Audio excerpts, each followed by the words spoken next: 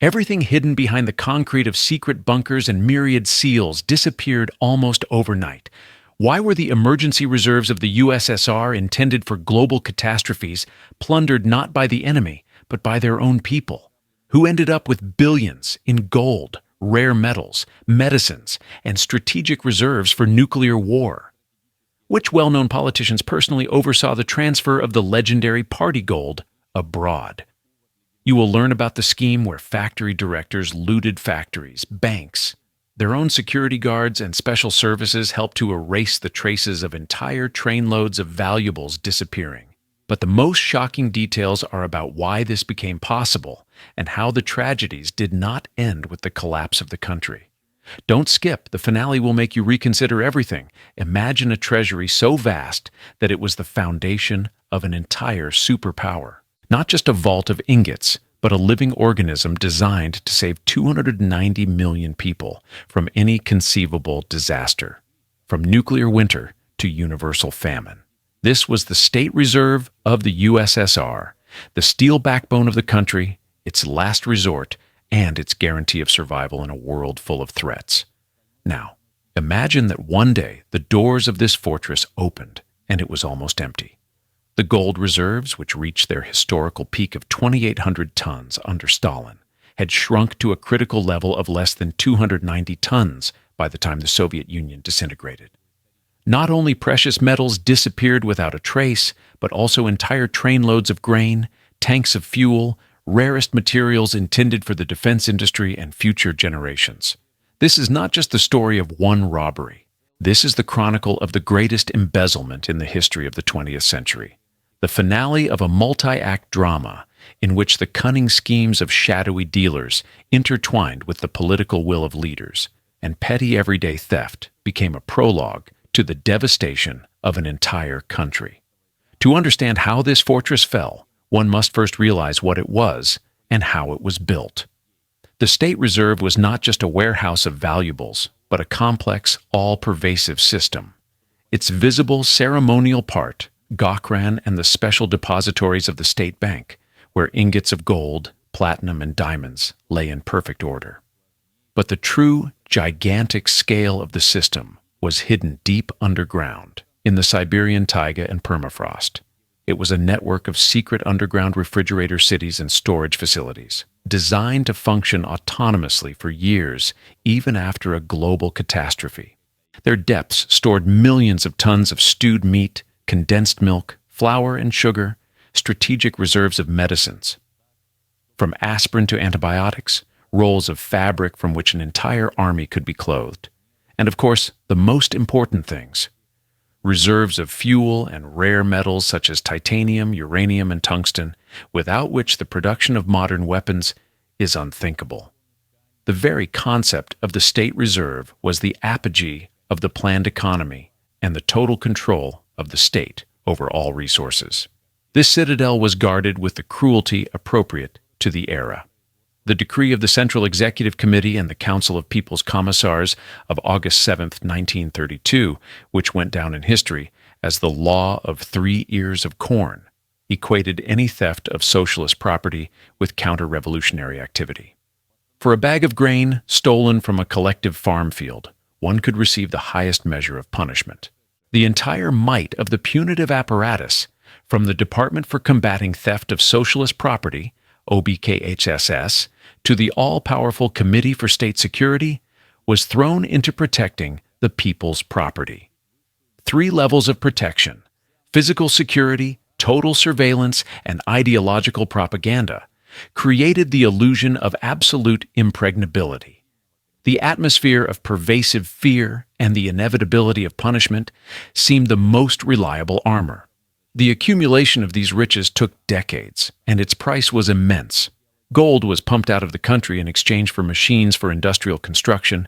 It was seized from the population through the Torgsin store system during the famine of the 1930s. It was mined in inhuman conditions in the Kolyma placers by the labor of millions of Gulag prisoners. By the mid-century, this system reached its peak, becoming a visible material embodiment of the power and self-sufficiency of the Soviet Empire. It seemed that this fortress would stand forever, but no walls, Even the thickest can withstand if they are undermined from within. In the late Soviet Union, strict control formally still existed, but in practice the rules of the game were changing slowly, but irrevocably. When the belief that the common truly belongs to everyone disappears, any minor violation becomes part of national life. This is precisely what the era, sarcastically nicknamed stagnation by the people, became. Countless everyday scenes, a worn-out worker carefully placing a part from the enterprise into his bag, an accountant not showing surprise at the leaks from the fund, queues at entrances where women's bags and bananas are checked. All these are signs of the era of Nisans, takers. The word Nesun conjures not a thief in a back alley, but a respected member of the team, unable to explain why taking from work is not a crime, but a reflex. Every second Soviet citizen, at least once in their life, took a skein of wire, a pack of self-tapping screws, a box of preserves, or a box of spare parts from an enterprise warehouse to repair their home, dacha, car, or simply on principle. The state won't be any poorer. The slogan, "Everything around is collective, everything around is mine," organically merged into the mass consciousness, fueling the habit of ignoring the line between personal and public property. This spirit descended from the behavior of the elite. If ordinary people constantly came across jokes about officials sending official bicycles and televisions home, who could condemn a neighbor using nails from the factory? Over time, everyday theft ceased to be shameful. It became a vital necessity against the backdrop of chronic shortages of goods and services. Its scale, no longer an oral tale, but billions of rubles in losses. Although in ministry reports, this topic was reflected in much more modest, understated figures. The mechanisms of struggle, regular Komsomol raids, instructions in newspapers, propaganda posters, help only partially. Corrosion proceeds parallel to everyday life. All this created fertile ground for a much larger phenomenon. Small streams of nesunstvo merged into underground rivers of the shadow economy. Here they were already playing for high stakes. Unauthorized shifts were organized in factory workshops. Chekiviki, workshop owners, used the equipment and raw materials of state enterprises for unintended purposes. They produced fashionable clothes, scarce furniture, popular household appliances. All this was sent to the black market, and the profits were shared with those who guaranteed cover. Control over raw material flows, transport, and finished product distribution was in the hands of middle and senior management, while employees of the OBKHSS who were fed for their loyalty were responsible for security. Gangs specializing in redirecting material flows began to appear in large cities, selling surplus batches of products or exclusive goods to influential partners and holders of correct contacts. At this time, the prosecutor's office reported on new uncovered cases: tens of tons of stolen flour, thousands of liters of alcohol, medicines illegally removed from warehouses. But no one knew how much remained undiscovered. The system generated a feeling that it was impossible to control everyone, and not particularly necessary, because the country is big, it won't get poorer. Contrary to the stereotype of total surveillance, many schemes relied on unspoken agreements and internal ethics of "I scratch your back, you scratch mine."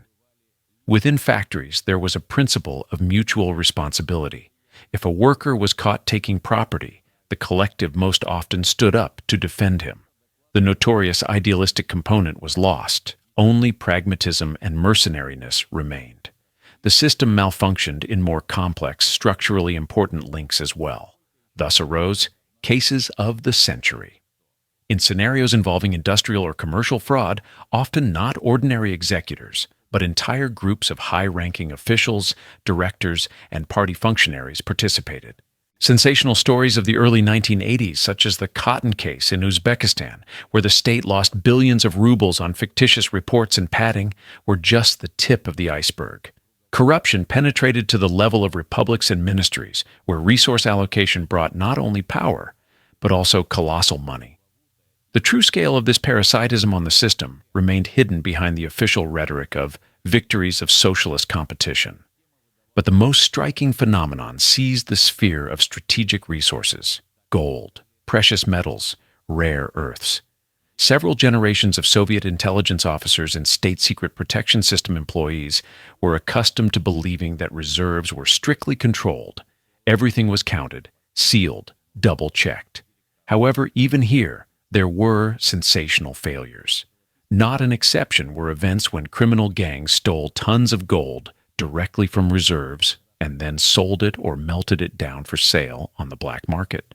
Operations lasted for years. Often, employees of the storage facilities themselves or members of the mine-to-safe chain were involved in the theft. And such stories were discovered by chance after failed attempts at illegal export or tips from offended accomplices. If it came to investigation, the publicized facts stunned the public.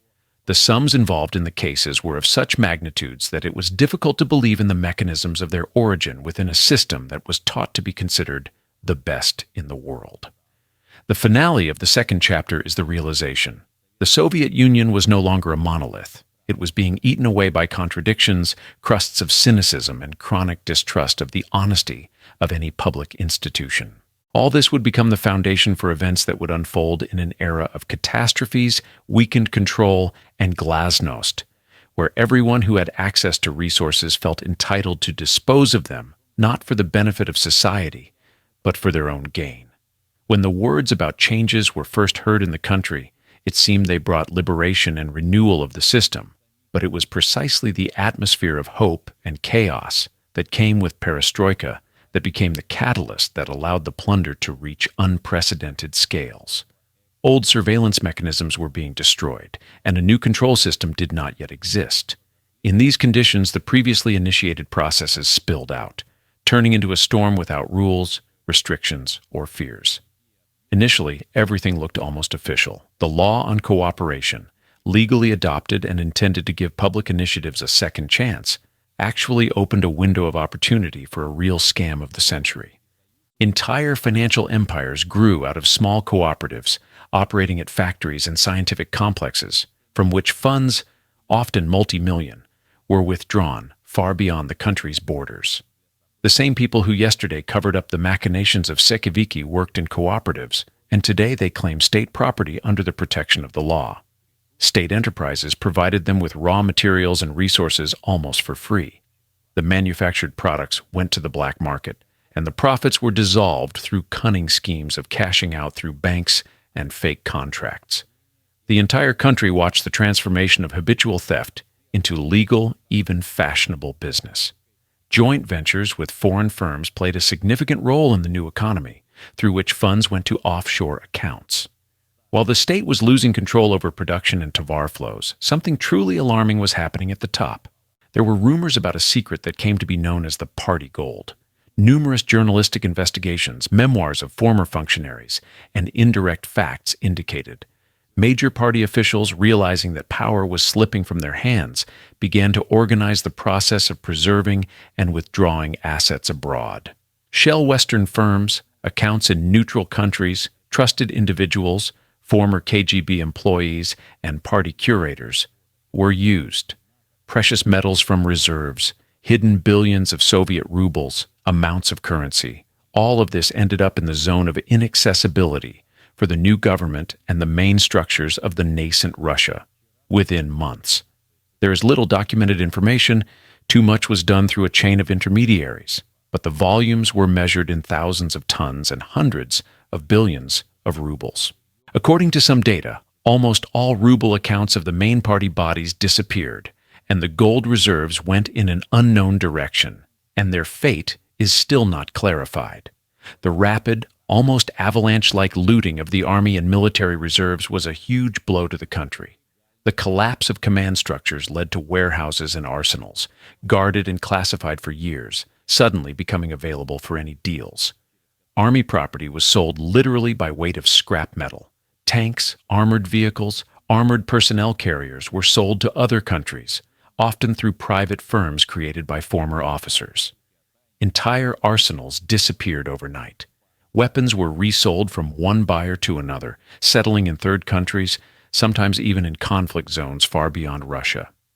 The treasury of strategic metals experienced a similar fate: titanium, uranium. Rare earth components were sold as scrap metal, and were smuggled across the border disguised as raw materials for industry. The fate of particularly rare specimens, for example platinum and palladium reserves used in military equipment, was even more tragic. They disappeared from warehouses so completely that investigations into these crimes found neither final conclusions nor perpetrators. The state proved helpless against the steadily growing army of buyers, some of whom acted quite openly, using connections in government bodies of both old and new types. The final blow was dealt by privatization, which became the apogee of legal theft. The scheme was both ingenious and simple. Everything that for many years had been called the property of the people was turned into securities, vouchers, and shares. Millions of citizens received symbolic certificates with which they could participate in the sale of factories, mines, and oil complexes. However, in practice, most people quickly parted with their vouchers, not understanding their true value, and enterprises went into the hands of either former directors or representatives of criminal structures or foreign buyers. The result? Several hundred individuals became owners of former Soviet giants, and thousands of people fell into poverty or unemployment. In fact, it was not a market, but a hidden battle. Whoever had enough connections to collect more vouchers and carry out the necessary operation. Not all privatization was civilized. The collateral auctions, created in the mid-1990s, allowed groups with financial resources and political influence to gain control over strategic sectors of the economy for a fraction of their real value. As a result of this visible redistribution of wealth, the country lost not only assets, but also the memory of the collective labor of several generations. The tragedy of the third chapter is mainly that not a single specific episode, not a single document can reveal the whole picture. The Soviet legacy disappeared not all at once, but step by step, day by day, through the death of bureaucracy, the disappearance of the institution of trust, and the birth of new, legal forms of enrichment. People who had worked in the system for years suddenly realized that there were no more rules and resources could be fought for according to new laws, and the main reward was to take as much as possible while it was not too late. The plunder, which began with cooperatives and underground businesses, reached the state level and became part of the world division of a great country. No matter how much they search for the culprits, there are almost always no simple answers in the history of the loss of national wealth. Every time millions disappear, strategic reserves are lost, and the social contract is finally broken. A system that has been preparing its own collapse for years hides behind the facade of one villain. In the post-Soviet space, analyzing the results of the plunder of the USSR State Reserve means navigating a labyrinth of guilt, where each new room illuminates new faces and mechanisms, but none leads to a single answer. Leaders who made ill-considered decisions in an atmosphere of uncertainty and fear for the future are to blame. They destroyed the oversight and control system without offering anything in return, and instead of state institutions, they created a field for competition of private interests and corporate wars. Party functionaries and special services representatives are to blame, who precisely in the transitional period managed to use the chaos for enrichment, capital withdrawal, and the creation of financial cushions for decades to come. 2. Behind this top echelon, trains of new beneficiaries lined up, often former Komsomol activists, workshop owners, police officers, covering cooperatives, and employees of the former OBKHSS. They quickly realized, when the rules disappear, the one who first seizes the asset automatically acquires political protection, if they know how to negotiate with the new master of the country. The most terrible thing was that the plunder of state heritage took place in an atmosphere of mass indifference, if not approval. Soviet society, educated for years in the spirit of indistinguishability between personal and common, met the era of privatization and embezzlement with surprisingly weak protest. Many sought profit in the new conditions, not perceiving what was happening as a catastrophe. This became fertile ground for those who called themselves the first new-time entrepreneurs. They acted brazenly, quickly, often by agreement with representatives of local authorities or directly with federal centers, receiving control over property complexes in return, which were previously considered inviolable. For many years, historians attributed the disappearance of gold and currency reserves to the main losses. But in reality, the scale of the tragedy was much broader. The loss of raw material reserves, strategic metals, fuel, food resources, medical supplies struck not only the economy, but also the basic security of millions of citizens. The mechanisms of these losses were different. Some were written off as natural storage degradation, some as corrupt deals through offshore accounts, some as political agreements between former Union republics. As a result, entire sectors were underfunded, and former storage facilities were abandoned or destroyed. The breakdown of the national mobilization mechanism became evident as early as the mid-90s. During the first real crises, it turned out that reserves were depleted and infrastructure was hopelessly outdated. The loss of the industrial base brought no less consequences. Thousands of factories, research institutes, and infrastructure facilities died not so much from time as from the so-called effective management by new owners, whose task was not to preserve technology, but to quickly resell property, withdraw equipment, and use land and premises for commercial projects. The result was not only the disappearance of jobs, but also a deepening of technological backwardness. New Russia entered the 21st century as a country forced to import everything, from medical supplies to electronic components. In the social and political sphere, the rapid stratification of society became a real shock.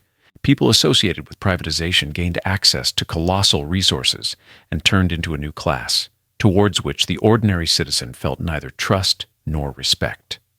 A stratum of oligarchs emerged, capable of influencing not only the economy, but also government decision-making. The feeling arose that the law was no longer a mechanism for protecting the interests of the majority, but worked in favor of narrow groups, those who managed to occupy key positions in business and politics. All this was accompanied by a growth of legal nihilism, a harsh rejection of any norms and rules by various social groups. Gradually, trust in the institution of national resource itself diminished. The new generation perceived the state reserve as something purely paper, far from real life. The former faith in the strength of the state gave way to sad cynicism. Any official could be a potential participant in dubious schemes.